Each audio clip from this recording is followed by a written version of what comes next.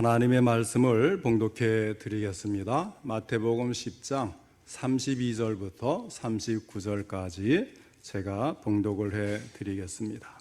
봉독합니다. 누구든지 사람 앞에서 나를 시인하면 나도 하늘에 계신 내 아버지 앞에서 그를 시인할 것이요, 누구든지 사람 앞에서 나를 부인하면 나도 하늘에 계신 내 아버지 앞에서 그를 부인하리라. 내가 세상에 화평을 주러 온 줄로 생각하지 말라. 화평이 아니요 검을 주러 왔노라. 내가 온 것은 사람이 그 아버지와 딸이 어머니와 며느리가 시어머니와 불화하게 하려 함이니, 사람의 원수가 자기 집안 식구리라. 아버지나 어머니를 나보다 더 사랑하는 자는 내게 합당하지 아니하고, 아들이나 딸을 나보다 더 사랑하는 자도 내게 합당하지 아니하며, 또 자기 십자가를 지고 나를 따르지 않는 자도 내게 합당하지 아니하니라. 자기 목숨을 얻는 자는 잃을 것이요, 나를 위하여 자기 목숨을 잃는 자는 얻으리라. 아멘. 오늘은 제자의 대가라는 제목으로 함께 말씀을 듣겠습니다. 오늘도 하나님께서 예배드린 우리 성도님들을 만나주시고 생명의 말씀을 통해서 풍성한 은혜를 내려주시기를 축원합니다. 먼저 하나님께 기도드리겠습니다. 사랑과 은혜가 풍성하신 하나님 아버지, 오늘도 저희들의 예배를 받으시며 귀한 말씀 주시니 감사를 드립니다. 이 말씀을 통해서 저희들에게 말씀하시고자 하는 하나님의 음성이 들려질 수 있도록 전할 때도 들을 때도 성령님이 함께 하시고 도와주시옵소서. 바르게 듣고 깨달을 뿐만 아니라 깨달은 것을 실천할 수 있는 믿음도 더해 주시옵소서. 예수님의 이름으로 기도하옵나이다. 아멘. 오늘 본문 10장이 시작되는 10장 1절을 보면 예수님께서 12제자를 부르신 사실과 그들의 이름이 나오는 것을 볼 수가 있습니다. 그러면 예수님께서 12명을 제자로 삼으신 목적은 무엇일까요? 마가복음 3장 14절에 보면 이와 관련된 말씀이 나옵니다. 이에 12를 세우셨으니 이는 자기와 함께 있게 하시고 또 보내사 전도도 하며 하였습니다. 이 말씀에 예수님께서 그들을 제자로 삼으신 목적에 대한 설명이 나옵니다. 첫째는 자기와 함께 있게 하기 위해서입니다. 예수님은 제자들과 또한 오늘날 예수를 믿는 우리들과 함께하는 것이 좋기 때문에 부르신 것입니다. 단순히 함께 있는 그 자체가 좋은 거예요. 친구 사이도 그런 사이 있지 않습니까? 그냥 그 친구와 함께 있으면 참 마음이 좋고 편안하고 그렇게 참 이 정을 느끼는 그런 관계가 있잖아요. 더욱이 연애할 때의 그 감정을 한번 생각해 보세요. 보고 있어도 또 보고 싶은 그런 마음을 가지고 그저 아무 조건 없이 함께 있는 게 좋지 않습니까? 예수님은 우리와 함께 있는 게 그냥 그렇게 좋은 거예요.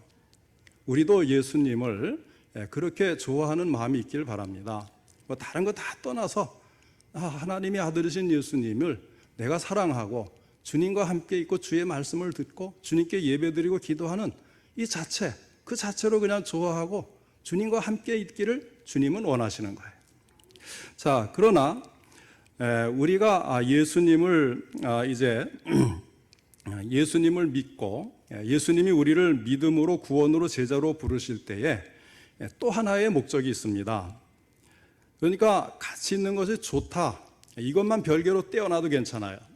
그런데 이제 우리가 참 예수님을 바르게 믿게 되면 또 하나의 일이 우리에게 주어지게 되는데, 그것이 바로 두 번째 목적, 다시 말하면 세상으로 보내시기 위해서입니다.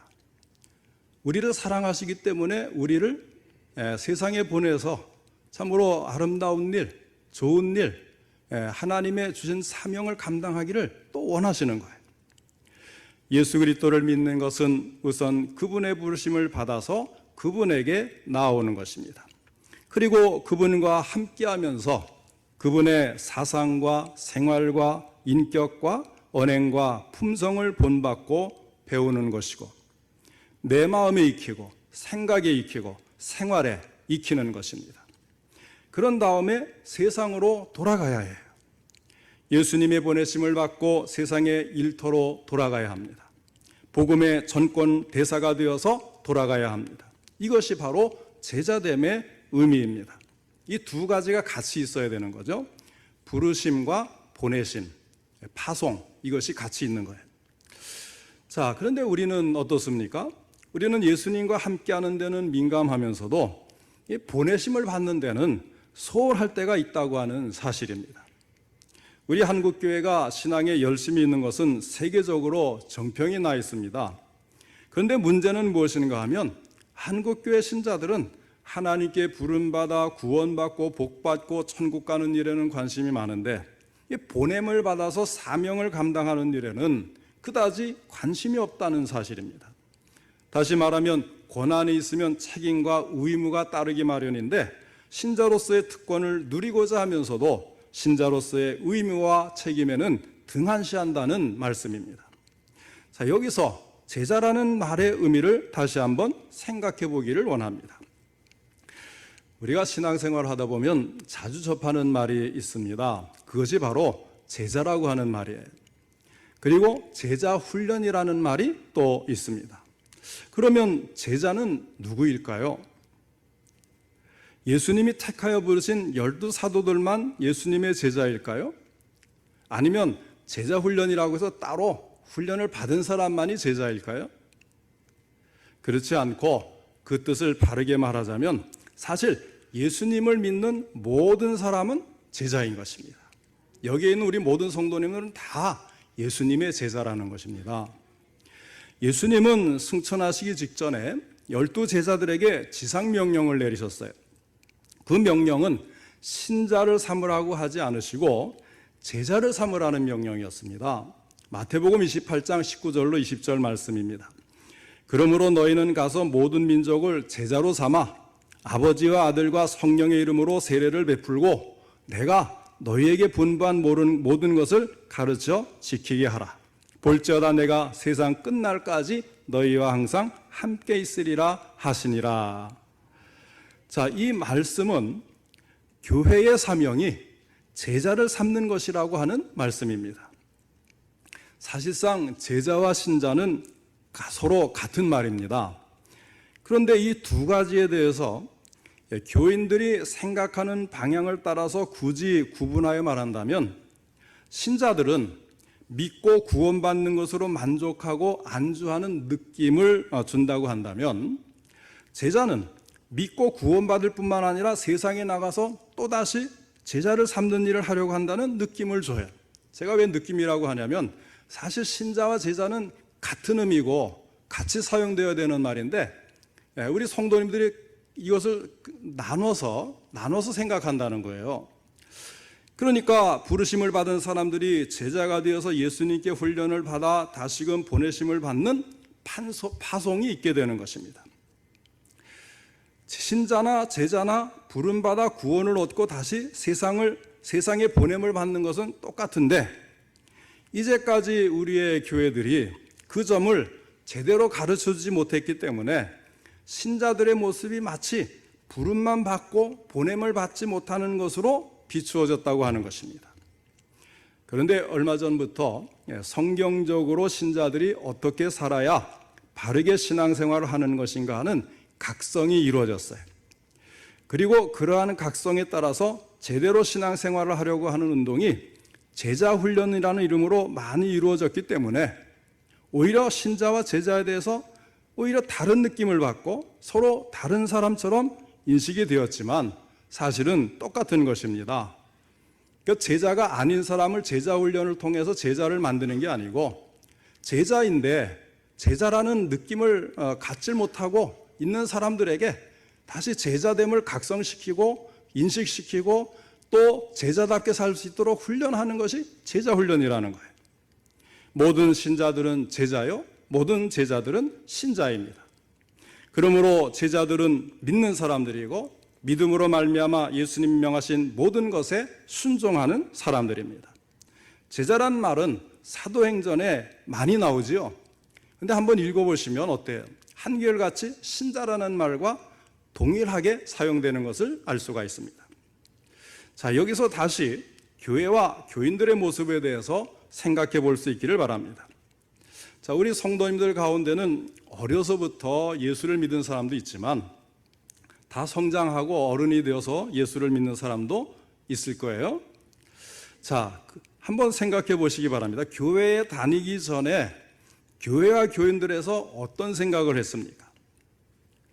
그러면서 지금도 교회 밖에 있는 분들은 내가 교회 밖에 있을 때 교회에 대해서 기대를 가졌던 것처럼 지금도 교회 밖에 있는 분들은 그런 기대를 하지 않을까? 한번 생각해 보는 거예요. 어떤 기대를 세상 사람들이 교회를 향해 가지겠습니까? 교회는 사회의 본이 되어야 하고 사회를 바르게 이끌어가야 하고 교인들은 선하고 정직하고 겸손하고 따뜻하고 정의롭고 깨끗하고 봉사와 구제를 베풀고 섬기는 일을 잘해야 한다. 그렇게 생각하잖아요. 교회 나오기 전에 그런 생각을 하시면서 교회 다니는 사람이 왜 저렇게 안 해? 이렇게 비판한 적 있지 않겠어요? 바로 그래야 되는데 그런데 그런 기대를 충족시키지 못하니까 교회가 그리고 교인들이 비판과 비난을 받고 사회를 실망시키는 것이 아니겠습니까? 그런데 이제는 그 교회, 그 교인이 다른 사람이 아닌 바로 내 자신이 되었다는 거예요. 교회 밖에서는 교인들은 이래야 되는데 왜 그렇게 못 살까? 이렇게 비판을 했지만 이제는 바로 내가 그 교인이 되었어요. 그래서 이제는 막연히 그 어느 누군가가 그런 일을 해주기를 바라는 것이 아니라 바로 내가 교회가 되고 내가 교인이 되어서 다시 말하면 우리 성도님들 모두가 사회에 대해서 그런 기대를 충족시켜주는 사람이 되어야 한다는 것입니다. 이런 말을 하면 이제 또 신자와 제자, 교인과 제자를 또 구분하죠. 나는 그냥 교회 다니는 신자지 제자 훈련 받고 제자처럼 이렇게 열두 사도처럼 나가서 일하는 사람이 아니잖아. 구분하지 말라는 거예요. 모든 신자는 제자고 모든 제자는 신자라고 하는 이 개념은 변함이 없는데 자꾸 우리가 마음속으로 나누는 거예요.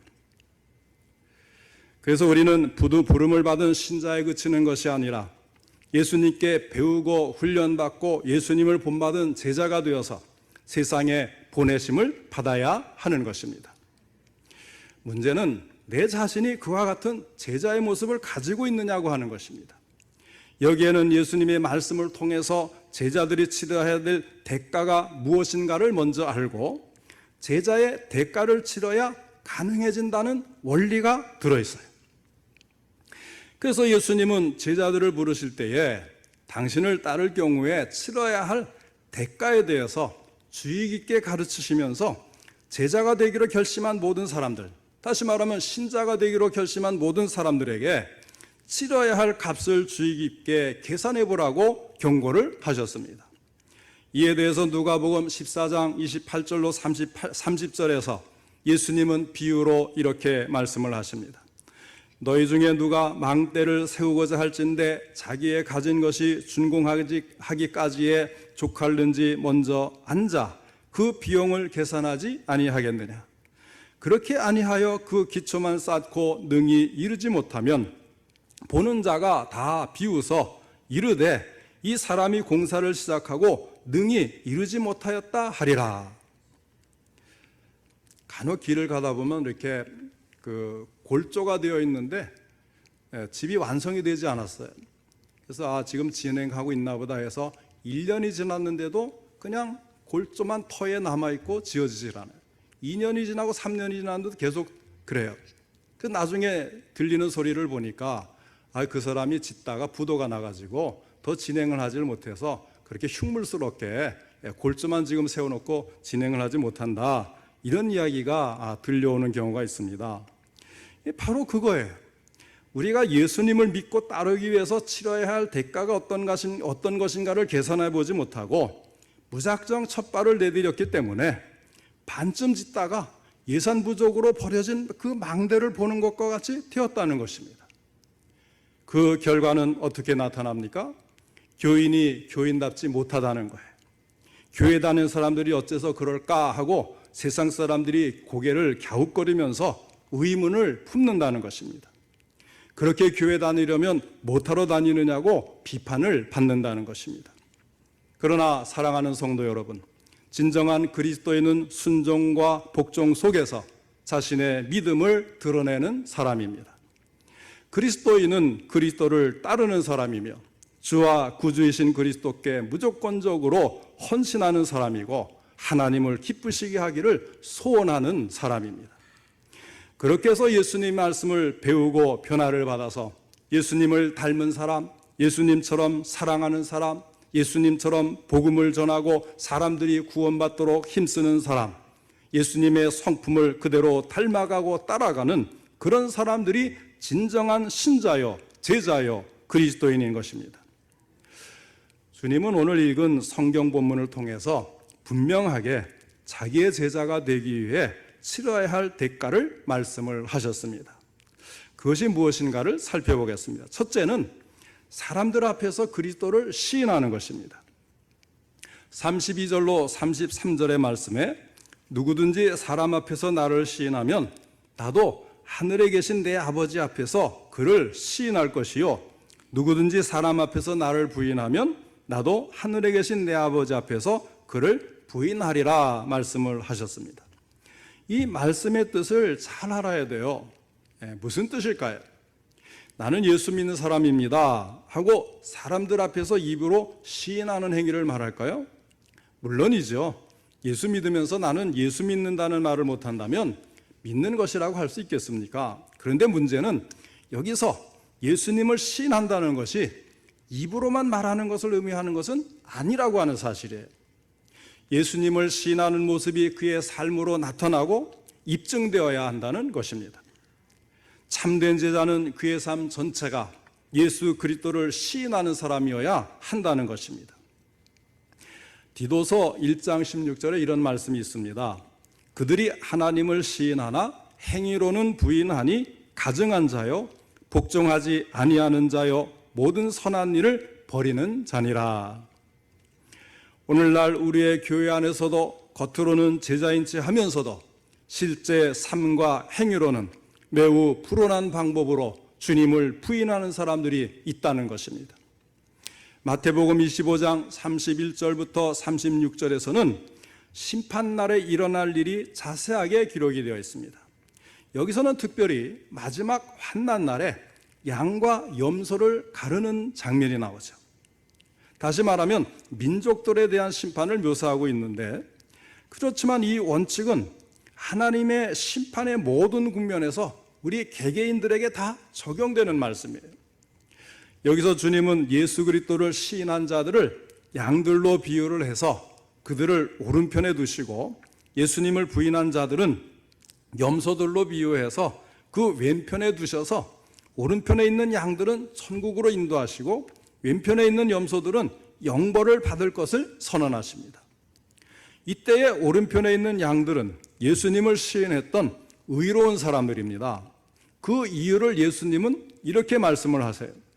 내가 줄일 때에 너희가 먹을 것을 주었고, 목마를 때에 마시게 하였고, 나그네 되었을 때에 영접하였고, 헐벗었을 때에 옷을 입혔고, 병들었을 때에 돌보았고, 옥에 갇혔을 때에 와서 보았느니라. 자, 여기에서 우리가 알 수 있는 것이 있지요. 예수 그리스도를 시인하는 방법이 그들의 삶으로 나타나고 있다는 것입니다. 그렇다고 해서 이 말씀이 착한 일만 하면 천국 간다는 것은 아니에요. 우리가 예수를 믿고 구원받은 하나님의 자녀가 되어서 그에 합당하게 선한 일을 행하는 그것을 말하는 것입니다. 그리스도 안에 있는 믿음을 가지고 일관되게 그 하나님의 뜻에 맞추어 살아가는 사람들을 말하는 것입니다.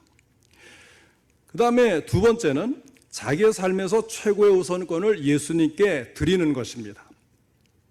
참된 제자의 두 번째 증거는 그가 심지어 자신의 가족보다도 더 그리스도를 사랑한다는 것입니다.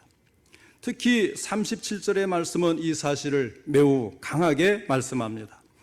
아버지나 어머니를 나보다 더 사랑하는 자는 내게 합당하지 아니하고 아들이나 딸을 나보다 더 사랑하는 자도 내게 합당하지 아니하며 하였습니다.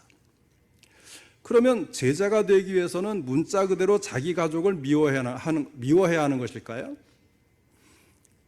아직 예수님을 알지 못하는 분들이 처음에 이 말씀을 접하면 막 시험에 들어요. 넘어져요. 예수 믿기를 그래서 거부하는 경우가 있는데 이 말씀의 뜻을 잘 몰라서 그래요. 성경은 분명히 내 부모를 공경하라고 말씀을 했습니다. 또한 남편들아 내 아내를 사랑하라. 예수 그리스도가 교회를 사랑하는 것처럼 내 아내를 사랑하라. 그렇게 말씀을 하고 있어요. 그러니까 자기 가족을 미워하라는 것이 아니고 오히려 주님을 사랑하기 때문에 자기 가족을 더욱 사랑해야 하는 것을 성경은 가르치고 있는 것입니다. 디모데전서 5장 8절에 뭐라고 말씀합니까?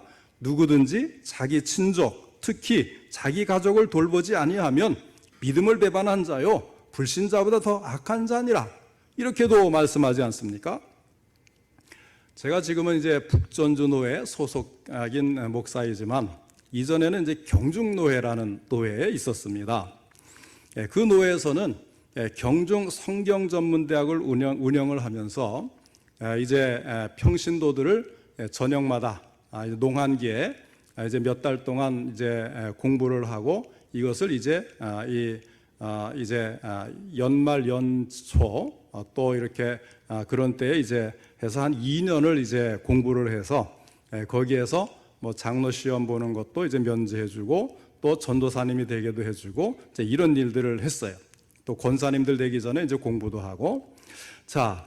그래서 이제 그 경중 성경전문대학이 있습니다. 거기에는 그래서 이것을 운영하면서 이제 목사님들이 교수가 되어서 성경과 관련된 다양한 과목들을 가르쳤는데 저도 역시 교수가 되어서 여러 해 동안 여러 과목을 가르쳤습니다. 그렇게 해서 2년을 수료한 학생들이 졸업할 때가 되면 그때마다 이제 앨범을 만들어서 만드는데 목사님 사진도 들어가는데 목사님들도 부부가 함께 찍으라고 했어요. 그래서 제 아내와 함께 이제 사진관을 들렀는데 사진관의 주인이 어떤 아주머니셨는데 이분은 교회에 다니지 않는 분이셨어요. 사진관에 들어가서 사진을 찍고 나니까 그분이 이런 말을 합니다. 목사님들 부부를 보면 다른 부부와 달리 아주 금실이 좋아 보여요. 여러분, 그분이 왜 이런 말을 했을까요? 사진을 찍을 때 주로 얼굴에 집중하지 않겠습니까? 많은 가족 사진을 찍었는데 특별히 목사님 부부를 찍을 때는 분위기가 다른 것을 확실히 느끼겠다는 거예요. 앞에 분명히 뭐라고 했습니까? 아버지나 어머니를 나보다 더 사랑하는 자는 내게 합당하지 아니하고 아들이나 딸을 나보다 더 사랑하는 자도 내게 합당하지 아니하며 그랬는데 특별히 목사님들 부부 사진을 찍어보니까 세상 어떤 부부보다 다 더 다정하고 더 사랑하는 분위기를 느끼겠다는 거예요. 그러면 목사님들이 제일 전선에 나서서 제자도를 가르치는데 그럼 그걸 거부하고 어기는 사람들일까요? 그렇지 않은 걸 아시겠죠? 자, 모든 관계, 특히 가족 관계에 있어서 하나님을 믿고 안 믿고 또 제대로 믿고 제대로 믿지 않고의 차이가 대단히 크다는 사실을 알아야 합니다. 전에도 몇 번 말씀드린 것 같아요. 부부 관계를 삼각형 관계라고 제가 말씀을 드렸잖아요. 삼각관계가 아니고 삼각형 관계. 무슨 뜻일까요? 한번 다시 설명하겠습니다. 이것은 꼭 기억을 하셔서요. 우리 성도님들의 삶에 항상 이 부분을 염두에 두고 생활하시면 좋겠어요. 자, 삼각형의 꼭대기 부분에는 하나님이 계시죠. 그 다음에 좌우 양옆의 꼭지점에 남편이 있고 아내가 있어요. 자, 서로 사랑하고 하려고 애를 쓰는데 마음과 감정들이 이게 서로 여의치가 않아요. 그런데 남편도 하나님께 더 가까이 가고 아내도 하나님을 사랑하고 신앙생활 열심히 해서 하나님께 가까이 가면 두 사람의 관계가 어떻게 됩니까? 멀어집니까? 가까워집니까? 가까워지잖아요. 하나님께 더 가까이 갈수록 부부 관계는 더 가까워지는 것입니다. 네, 그래서 두 사람이 이제 신앙이 좋아지고 하나님께 점점 가까이 가면 서로의 거리는 가까워지는 바로 이런 효과가 나타나는 거예요.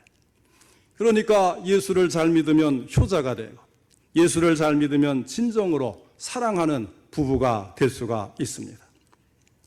오늘 본문 37절에 아버지나 어머니를 나보다 더 사랑하는 자는 내게 합당하지 아니하고 아들이나 딸을 나보다 더 사랑하는 자도 내게 합당하지 아니하며, 이 말씀을 오해하지 않도록 제가 장황하게 말씀을 드렸는데, 하나님을 먼저 사랑하면 다른 사람을 더욱 사랑할 수가 있게 되는 것입니다.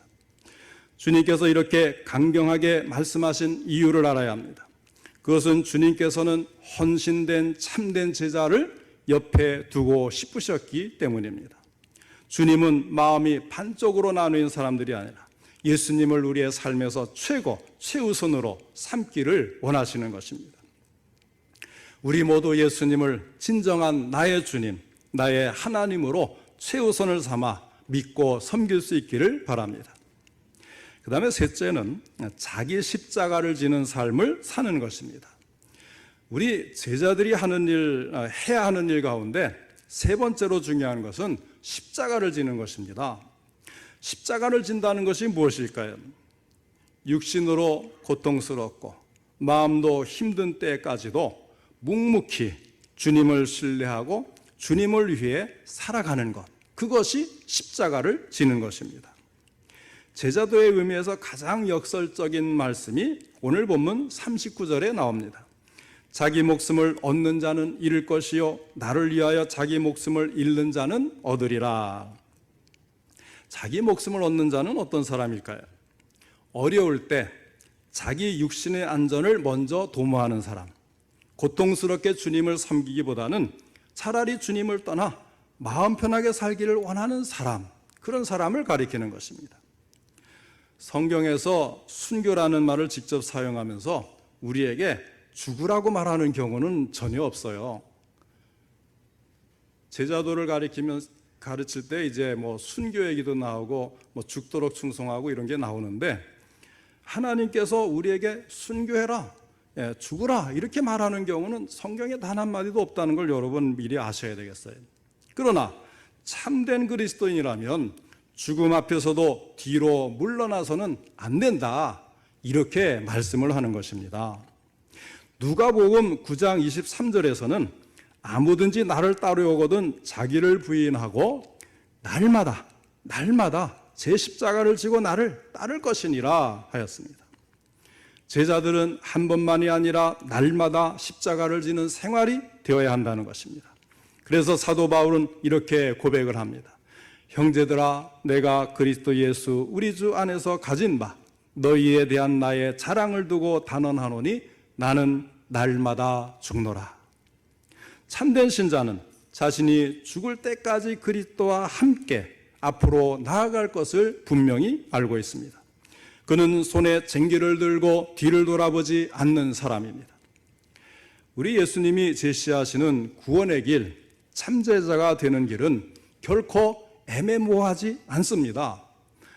이럴 것도 같고 저럴 것도 같은 그런 애매모호한 신앙이 아니라는 거예요. 예스, 노가 분명하고 정확한 것을 예수님은 요구하십니다. 그것은 전적인 헌신이요 완전한 충성입니다.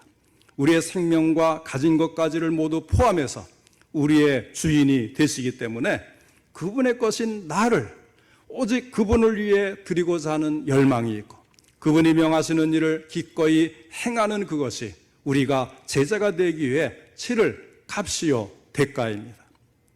그럴 때에 예수님의 참 제자가 되고 그분의 말씀에 순종해서 우리는 변화를 받아 예수님의 성품을 담고 예수님이 행하신 사랑과 정의와 온전한 신앙인의 모습 그대로 살아갈 수 있고, 세상이 교회에 대해서 기대하는 그런 모습들을 보여줄 수 있게 되는 것입니다. 그렇다고 해서 우리가 지금 당장 완전한 사람이 되는 것을 주님께서 요구하고 계신 것은 아니라는 것, 여러분이 먼저 다 이해하고 알 수 있을 것 같아요. 자, 언제부터 그리고 왜 우리는 구원받는 길이 그처럼 애매모호해지고 우리를 혼란스럽게 만들고 실족하게 만드는 것이 되었는지 너무나 안타까운 현실입니다. 예수를 믿어 오늘 이 시간 하나님 앞에 나와 함께 예배드리는 우리 성도님들은 모두가 예수님께서 분명하게 제시하신 참 믿음, 참 제자, 참 구원의 길이 어떤 것인가를 혼란 없이 받아들여서 모두가 이 구원의 길을 택하여 가시고 삶 그 자체로 예수님을 시인하는 신앙을 고백함으로써 참된 제자가 되고 구원의 확신을 갖고 천국까지 이르시기를 주님의 이름으로 축원합니다.